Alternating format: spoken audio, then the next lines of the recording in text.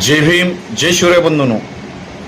5 जानेवारी 2026 रोजी स्टार प्रवाहावर सुरू झालेली मी सावित्रीबाई ज्योतिबा फुले ही मालिका केवळ 5 महिन्यामध्ये म्हणजे 14 जून 2026 रोजी 152 भाग झाल्यानंतर बंद करण्यात आली.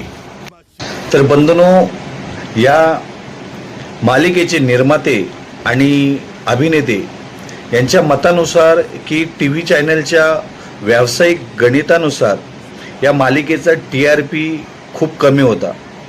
तसेच मालिका बनवण्यासाठी लागणारा मोठा निर्मिती खर्च आणि त्यातून मिळणारा महसूल याचे व्यावसायिक संतुलन कॉर्पोरेट स्तरावर जुळत नव्हते. पण सांगण्याचे तात्पर्य एवढेच वाटतोय की वेगवेगळ्या TV चॅनलवर वेगवेगळ्या मालिका दाखवतात.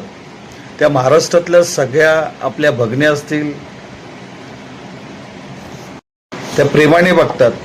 मग भावाभावामध्ये भांडणं, भावाच्या आणि भावाच्या बायकोमध्ये भांडणं, सासू आणि सुनेची भांडणं, सासू आणि सासऱ्याची भांडणं, असे वेगवेगळ्या प्रकारच्या मालिका आपल्या या भगिनी बघत असतात.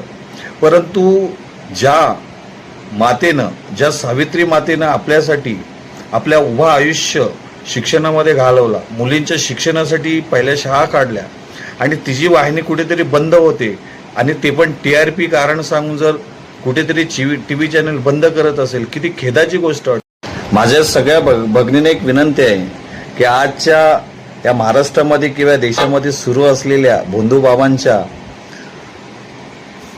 त्यांच्या विचारापासून तुम्हाला जर कुठेतरी दूर राहायचे असेल तर नक्कीच तुम्हाला सावित्रीबाई वाचली पाहिजे, रमाई वाचली पाहिजे, जिजाऊंचे विचार घेतलाच पाहिजे.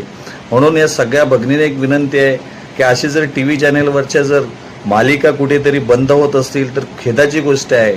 तर त्यासाठी आपल्यासारख्या महाराष्ट्रातील स्त्रियांनी पुढे येऊन त्या मालिका पाहिल्या पाहिजेत. त्यातून काहीतरी आपण बोध घेतला पाहिजे आणि समाजामध्ये कुठेतरी परिवर्तन घडून आणलं पाहिजे. ही सध्या काळाची गरज आहे.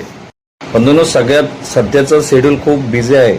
परंतु माझ्या समाजातील महाराष्ट्रातील भगिनींना एवढीच विनंती आहे की जर कुठेतरी समाजामध्ये सावित्रीबाईंचे विचार प्रेरित करायचे असतील, त्यांच्या विचारांना कुठेतरी जागा द्यायची असेल तर आपल्याला अशा मालिका बघणं काळाची गरज आहे आणि त्या मालिके बघून कुठेतरी समाजामध्ये सुधार आणणे गरजेचं आहे. त्यासाठी सगळ्यांनी एक विनंती आहे की या मालिका अशा सुरू व्हाव्यात आणि त्या मालिकेंच्या मार्फत कुठेतरी समाजाची